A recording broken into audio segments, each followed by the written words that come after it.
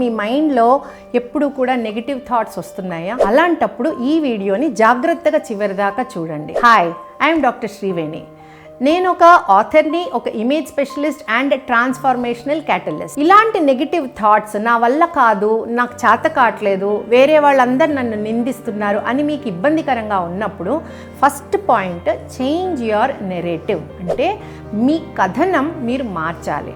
ఇది ఎందుకు చెప్తున్నానంటే, మనలో సెల్ఫ్ ఇమేజ్ అనేది ఒకటి ఉంటుంది. ఆ సెల్ఫ్ ఇమేజ్ అంటే మన ఇంటర్నల్ వాయిస్, మనకి ఏం చెప్పుకుంటున్నామో అనేది ఈజ్ మోర్ ఇంపార్టెంట్. ఇలాంటి నెగిటివ్ మాటలు, నా వల్ల కాదు, నేను చేయలేను, వేరే వాళ్ళు నన్ను ఇలాగన్నారు, నేను ఇదేనేమో, ఇవన్నీ కూడా మీకు మీరు చెప్పుకుంటే అదే నిజమైపోతుంది. కథనం మార్చాలి. మీరందరూ దృశ్యం సినిమా చూసుండుంటారు. దృశ్యం సినిమాలో ఏం చేశాడు? తన కుటుంబాన్ని కాపాడుకోవడానికి కథనం మార్చాడు, అంటే నెరేటివ్ అంటాం. అలాగా మీరు ఫస్ట్ థింగ్, మీరు ఏమైతే సాధించారో చిన్నప్పటి నుంచి, మీరు ఫ్రెండ్స్తో ఆడుకున్నప్పుడు కానీ, లేకపోతే కొంచెం పెద్దయ్యాక ఏదన్నా కాంపిటీషన్లో కానీ, లేకపోతే మీరు వేరే వాళ్ళ గ్రూప్ గ్యాదరింగ్లో మిమ్మల్ని ఎవరన్నా పొగుడున్నారు, ఇవన్నీ రాసుకోండి.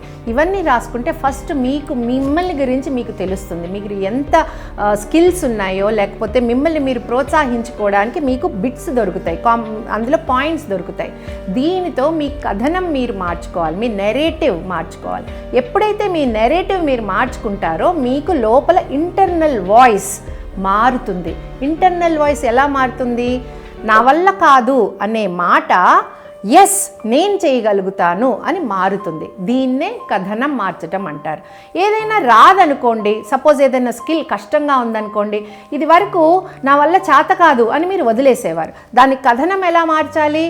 ఎస్, నాకులో ఇది లేదు, కానీ నేను నేర్చుకుంటాను, ఇప్పుడు నేను నేర్చుకొని చూపిస్తాను అని కొంచెం టైం పట్టినా మీ కథనం ఎప్పుడైతే మారుతుందో మీ బ్రెయిన్ మిమ్మల్ని నమ్ముతుంది.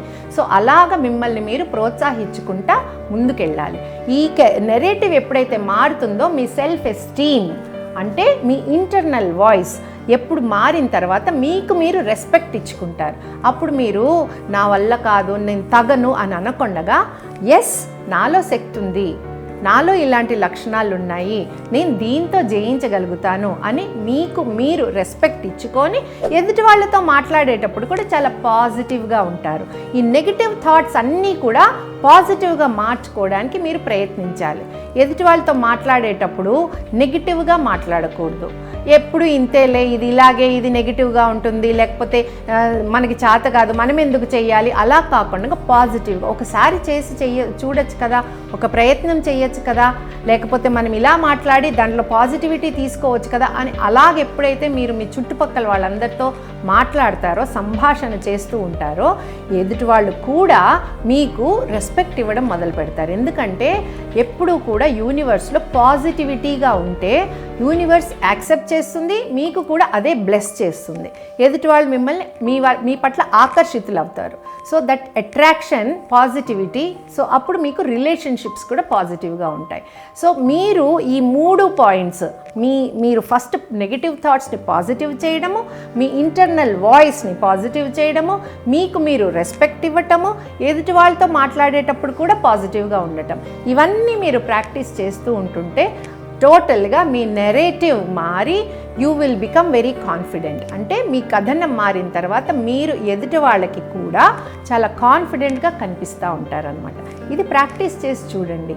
నాకు కింద కామెంట్స్లో రాయండి, మీకు ఇది ఎంతవరకు వర్తించింది, మీకు ఎంత ట్రాన్స్ఫర్మేషన్ తీసుకొచ్చింది అనేది. నేను డెఫినెట్లీ మీకు రిప్లై చేస్తాను. సో ఇది కింద స్క్రోలింగ్ నెంబర్ వస్తుంది, ఈ వాట్సాప్ గ్రూప్లో జాయిన్ అవ్వండి. ఇక పైన మీకు ఏమన్నా డౌట్స్ ఉన్నా, కన్సల్టేషన్ కావాలన్నా మీరు నన్ను అప్రోచ్ అవ్వచ్చు, డైరెక్ట్గా కాంటాక్ట్ చేయొచ్చు. ఈ వీడియో కనుక మీకు నచ్చితే దీనికి లైక్ ఇవ్వండి, కామెంట్ ఇవ్వండి, సబ్స్క్రైబ్ కూడా చేయండి, అండ్ మీ ఫ్రెండ్స్ తోటి షేర్ చేయండి. Thank you.